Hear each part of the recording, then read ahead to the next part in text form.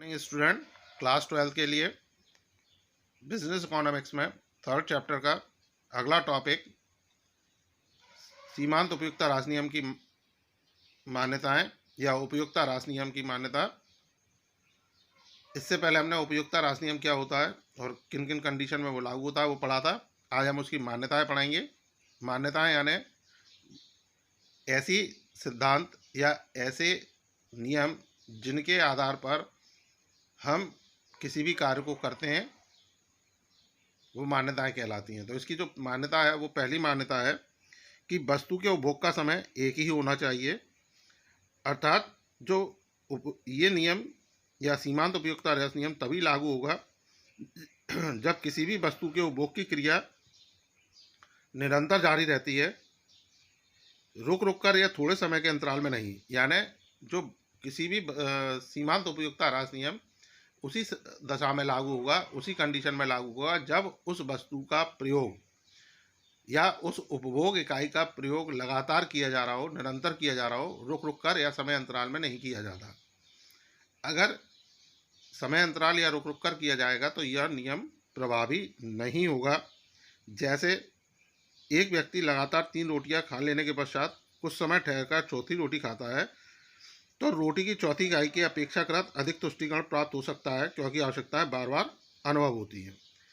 तो इसमें क्या होगा, जब वो रुक रुक कर कार्य करेगा, जैसे इन्होंने एक एग्जाम्पल दिया, अपन एक एग्जाम्पल ले लेते हैं कि किसी व्यक्ति का 4 रोटी में पेट भरता है और उसने पहली रोटी खाई, दूसरी रोटी खाई, फिर उसके बाद 1 घंटे का गैप कर दिया। तो ऐसी कंडीशन में जो दोबारा से जब वो तीसरी रोटी खाएगा तो हो सकता है कि उसे अधिकतम संतुष्टि मिले, क्योंकि जो भूख है वो ऐसी प्रक्रिया है, ऐसी क्रिया है कि वो बार बार उत्पन्न होती है। तो इसीलिए उन्होंने कहा कि जो उपभोग की जाने वाली इकाई है उसका लगातार प्रयोग किया जाए, क्योंकि सीमांत उपयुक्तता राशि नियम बताता है कि जैसे जैसे हम किसी वस्तु की उत्तरोत्तर एक के बाद एक इकाइयों का उपयोग करते हैं तो हमारी उपयुक्तता कम होने लगती है। लेकिन यहाँ क्या होगा कि व्यक्ति 4 रोटी खाता है, उसने पहली रोटी खाई, दूसरी खाई, उसके बाद 1 घंटे आधे घंटे के गैप के बाद जब उसने फिर रोटी खाई तो हो सकता है उसे पूर्ण संतुष्टि मिले। क्यों? क्योंकि वहाँ 1 घंटे का अंतर हो गया। इसी क्रम में अगला पॉइंट है, वस्तु की सभी इकाइयाँ मात्रा व गुण में समान हो। यानी जो वस्तु उपभोग की जा रही है वो क्वालिटी वाइज और क्वांटिटी वाइज एक जैसी होनी चाहिए, उसमें अलग अलग नहीं होनी चाहिए। जैसे फिर हम एक बार रोटी का उदाहरण लेते हैं, तो अगर हम गेहूं की रोटी खा रहे हैं तो गेहूं की ही रोटी हो, ऐसा नहीं कि बीच में ज्वार की या बाजरे की या चने की रोटी आ गई। तो अगर ऐसा होता है तो इस कंडीशन में भी उपयुक्तता राशि नियम लागू नहीं होगा। फिर है, उपभोग की जाने वाली वस्तु और उसकी स्थानापन्न वस्तु का समान मूल्य होना चाहिए। यानी जो वस्तु हम उपभोग कर रहे हैं वो और उसकी स्थानापन्न जो वस्तुएं हैं उनके मूल्यों में परिवर्तन होता है तो यह नियम लागू नहीं होगा। यानी उनकी जो स्थानापन्न वस्तु है उनके मूल्य में अगर कोई अंतर है, उनके मूल्य अलग अलग हैं, तो ऐसी स्थिति में ये नियम लागू नहीं होगा।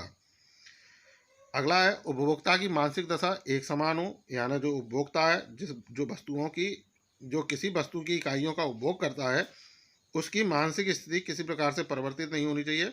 यानी उसकी मानसिक स्थिति सामान्य होनी चाहिए और ना ही वह व्यक्ति किसी मादक पदार्थों का सेवन करता हो। और अगर वो ऐसा करता है या उसकी मानसिक स्थिति सामान्य नहीं है तो इसका उस स्थिति में यह नियम लागू नहीं होगा। उपभोक्ता की अगला बिंदु है, उपभोक्ता की आय एक समान होनी चाहिए। यानी जो उपभोक्ता है उसकी आय में कोई परिवर्तन नहीं होना चाहिए, अर्थात उसकी आय में कमी वृद्धि नहीं होनी चाहिए या उसकी पसंद में परिवर्तन नहीं होना चाहिए। अगर ऐसी स्थिति है कि उसकी आय में परिवर्तन होता है या उसकी पसंद में परिवर्तन होता है तो जो वस्तु उपभोग की जा रही है उन वस्तुओं के चुनाव में भी परिवर्तन आ सकता है और ऐसी स्थिति में यह नियम लागू नहीं होगा।